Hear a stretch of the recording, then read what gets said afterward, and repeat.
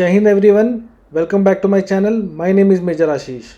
आपने ये news already देख ली होगी कि जहाँ पर काफ़ी सारे स्टूडेंट्स और टीचर्स एसएससी के अगेंस्ट प्रोटेस्ट कर रहे हैं पूरे देश में। और सच बताऊँ तो ये देख के बड़ा बुरा लगता है कि 2025 आ चुका है और हम अपने देश में अपनी एजुकेशन सिस्टम को ठीक नहीं कर पा रहे हैं, और ना ही हम कोई ऐसा सिस्टम लेके आ पाए हैं जिससे जो पूरा एग्ज़ामिनेशन प्रोसेस है बड़ा ही स्मूथली कंडक्ट हो जाए विदाउट एनी पेपर लीक या कोई डिसरप्शन के। ये देश में पहली बार नहीं है कि एसएससी के ऊपर ये क्वेश्चंस उठे हैं कि इनका जो कंडक्ट है, जो एग्ज़ाम कंडक्ट कराने का तरीका है वो बहुत ही गलत है, और इनके ऊपर काफ़ी सारे एलिगेशंस पहले भी लगते हुए आ रहे हैं। 2017 में भी एसएससी में लीक का मामला आया था, जिसके बाद पूरे देश में प्रोटेस्ट हुए थे। कुछ लोगों को अरेस्ट किया गया, सीबीआई इंक्वायरी हुई और फिर दोबारा इस टेस्ट को कंडक्ट किया गया। हमारी सरकारों को ये समझना होगा कि जो यूथ आता है हमारा, वो गाँव से निकल के आता है और रूरल एरिया से आता है। किसी भी बच्चे को कोई भी कॉम्पिटिटिव एग्ज़ाम अपेयर करने के लिए सालों साल मेहनत लगती है, और जब वो फाइनली उस दिन का इंतज़ार करते हैं जिस दिन उनको एग्ज़ाम देना होगा, जब एग्ज़ाम में अपेयर करते हैं तो उनको पता चलता है कि पेपर लीक हो गया है या फिर ख़राब व्यवस्था की वजह से वो एग्ज़ाम में अपेयर ही नहीं कर पा रहे हैं।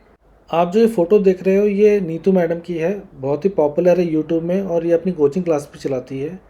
इनको भी अरेस्ट किया गया था और इनके साथ में कई सारे जो टीचर्स इनके प्रोटेस्ट में साथ में थे उनको भी अरेस्ट किया गया था, और फाइनली बाद में छोड़ दिया गया। अब हम बात करेंगे कि ये प्रोटेस्ट क्यों हुआ और क्या प्रॉब्लम थी और किसकी गलती थी। ये प्रोटेस्ट हुआ क्यों?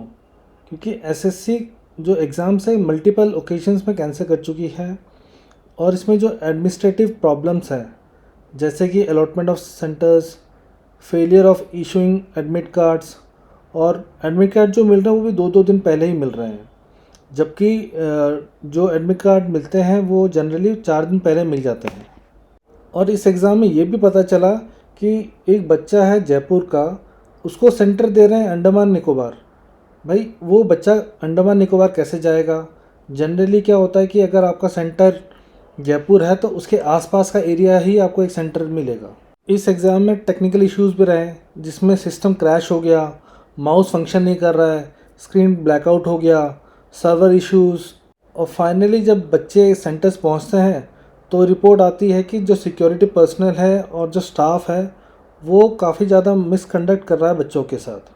तो ये सारे जो रीज़न थे, ये मेजर रीज़न थे जिसकी वजह से प्रोटेस्ट हुआ।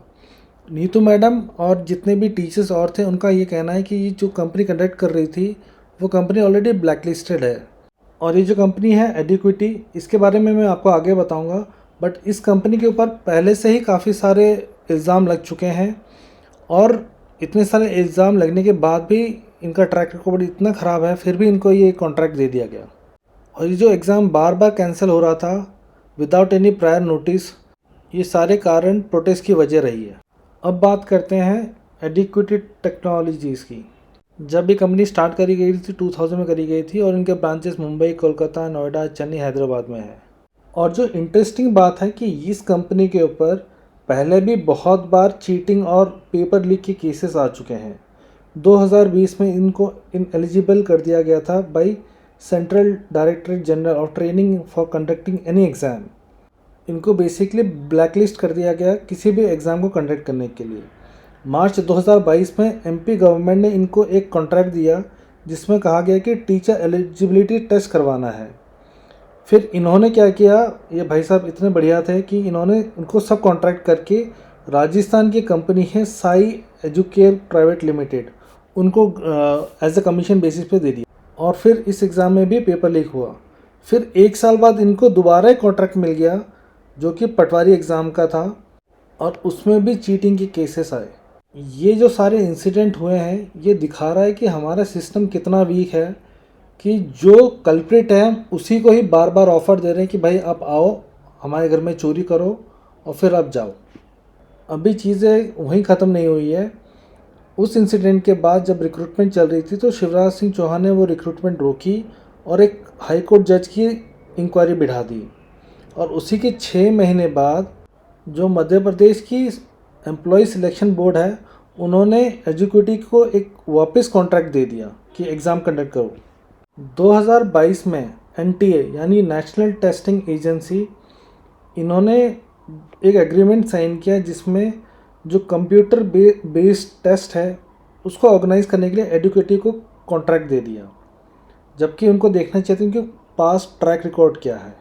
मार्च 2023 का एक इंसिडेंट है जहां पर महाराष्ट्र में कॉमन एंट्रेंस टेस्ट था, वहां पर एक MBA का एग्ज़ाम होना था, तो वहाँ पर भी इतनी चीटिंग, इरेगुलरिटीज़ और पेपर लीक चीज़ें निकली थी, जहाँ पर 150 स्टूडेंट्स ने एक प्ली फाइल कर दिया बॉम्बे हाई कोर्ट में, जिसके बाद में ये डिमांड किया गया कि ये एग्ज़ाम दोबारा हो, और इंसिडेंटली इसी कंपनी के पास में ये कॉन्ट्रैक्ट था। तो ये पूरा इशू था और कैसे हमने एक ही इंसान को बार बार ये कॉन्ट्रैक्ट दिया। हम बात करते हैं कि हम थर्ड लार्जेस्ट इकोनॉमी बनने वाले हैं, हम फास्टेस्ट ग्रोइंग इकोनॉमी हैं, और हम एक बेसिक सा एग्ज़ाम कंडक्ट नहीं कर पाते हैं। और आपने ये नोटिस किया होगा कि नहीं किया होगा पता नहीं, बट मेन स्ट्रीम मीडिया में ये कोई फेवरेट टॉपिक नहीं है, और बहुत ही कम चैनल्स ने बहुत थोड़े बाइट्स में ही कवर किया है। हमें और आप सबको इस सिस्टम से क्वेश्चंस बार बार पूछने चाहिए कि क्या हम एक बच्चे को उसका बेहतर भविष्य दे पाएंगे या नहीं दे पाएंगे। आज के लिए इतना ही, फिर मिलेंगे। जय हिंद।